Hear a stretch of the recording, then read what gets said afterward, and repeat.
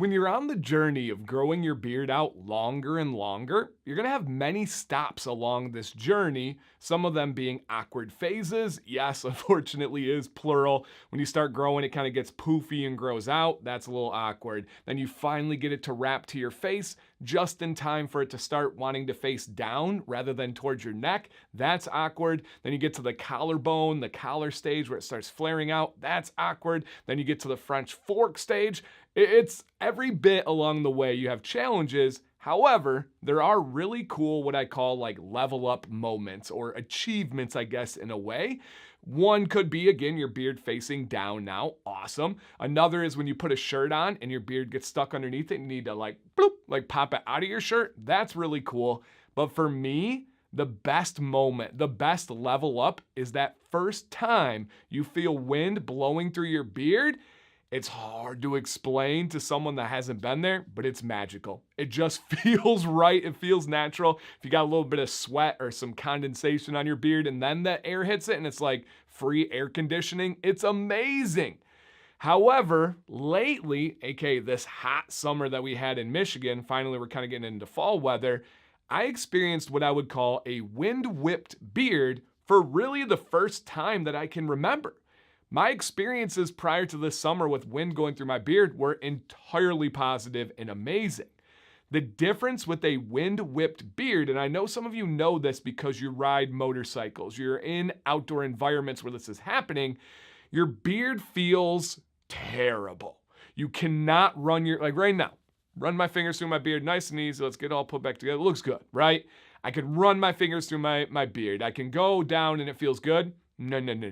When it's wind whipped, it's like, it just feels terrible. It looks terrible, and it's from the wind.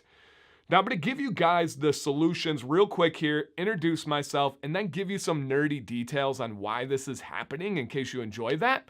But if you're looking for a solution and you're like, yes, that feeling is what I've been trying to solve, there isn't a ton, unfortunately. Now, women have known about wind-whipped hair for generations, and they have their kind of actions to combat it, like silicones and other things I don't recommend. Here are the two things that you can do to try and combat wind whip hair. Number one is add beard butter to your beard. If you're going to give it that external layer of protection, that external layer of lubrication, it is going to help. Now, is that my desired preference? No. I don't like to wear solid products during the day, especially in like windy situations, because I don't like touching my beard when there's butter in it because it gets my hands all greasy, for lack of a better term. I also don't like when it's more solid and the wind hits because I feel like it sticks in a bad spot more. However, wind whip is not fun. That's not great, and butter does help in that situation. The second thing that you can do is put your beard up in a knot, a braid, a bun. That significantly helps to not get that same feeling. Even when you take your beard out of that styling change, still really good. Now, the best of all worlds, butter and beard, then put it in a knot, then braid it, and you really get a nice benefit there. Now, is it this style? Is it what you want all the time? No, of course not. But we're trying to find causes to that problem. Now, I do have more details, and I think it's pretty interesting why it happens, and we'll get into it. But first, introduction. My name's Dan C. Bearded. This is a YouTube channel dedicated to beards. Beard styling, beard science, beard thought process, anything beard related I make videos on. And for some people, it's too in-depth or it's too, I don't even know if that's the right way to say it, it's too detailed or looking too closely. That's okay. I really enjoy this. I hope some of you do as well. If this video has already been helpful or you're excited to hear about the details of why, hit a thumbs up for me if you don't mind. It's free, costs you guys nothing. And if you like beards, consider subscribing if you're not already. Shout out to those subscribers. So to break down why this is happening, there's actually going to be a video in the future that covers the same kind of why, but on a totally different topic. It'll be like a comedian. I'll do a little callback and you'll be like, oh, I remember that. Gotcha. Yes. Our hair is made up of keratin. It's very similar to what people would call like dead skin cells. It's not exactly that. It's actually the same material that makes up our fingernails. It's the same material we find in nature on animals like pangolins. It's just keratin. Now, how the hair actually forms is it stacks itself on top of each other. And the analogy that I like to give is like a pine cone. That's very important to understand the pine cone, right? I'm sure in editing, I'll do some magic and put up some graphics if I can over here. If not, imagination time. Go on this journey with me. We all know what a pine cone is like when it's closed, right? It's nice and smooth. If you run your hands in the wrong direction, it's gonna cut you, it's gonna be jagged. But if you run it in the right direction, kind of like the scales on a fish, for example, very similar analogy, it's nice and smooth. You can pet it, it's easy. Why are we petting pine cones? I don't know, just come with me, okay? You're petting the pine cone, beautiful. Now we've also seen the pine cones that have developed and are open. That's not as beautiful. That's not as nice together. That is what happens with our hair. Our hair has these different layers. Our hair is porous. We know this because oil and water get in the hair. That's the little overlapping layers and hair fibers that are allowing that to happen. Now, right now, I absolutely have my hair fibers closed. They are nice and smooth. I can run my fingers down. I can run my fingers through them. Why? Because I showered.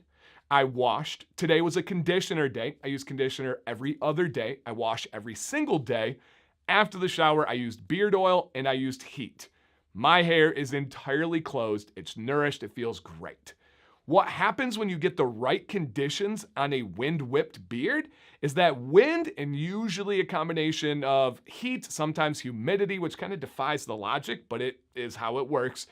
What happens is those hair fibers go from being closed to them being open. All right, so why does that matter? Well, the reason why you can't run your fingers through your beard is because this hair is open, this hair is open.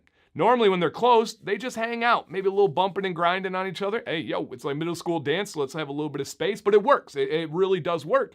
When they're open, they don't get to do that.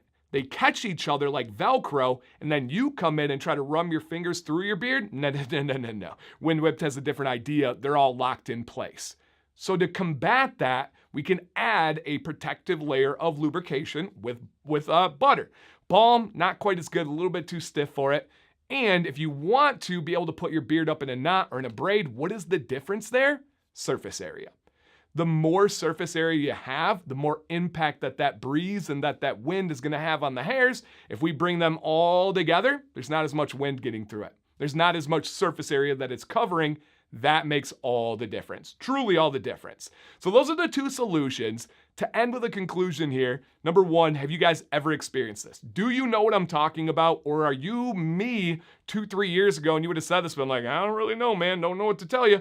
Because it was kind of a new, I don't know if it was just like a recognition from me where I'm like, oh, I didn't put these things together. And I'd always felt this, but I associated it with something else.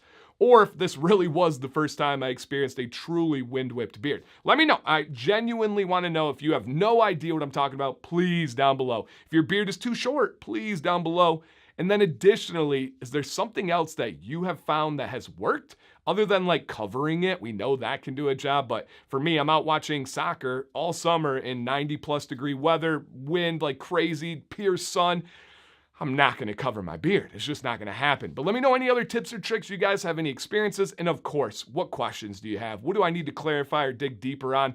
I love this stuff so much, you guys. Thank you for watching. I hope you have the best beard day of the week today. My name is Dan C. Bearded. Please stay bearded and stay positive.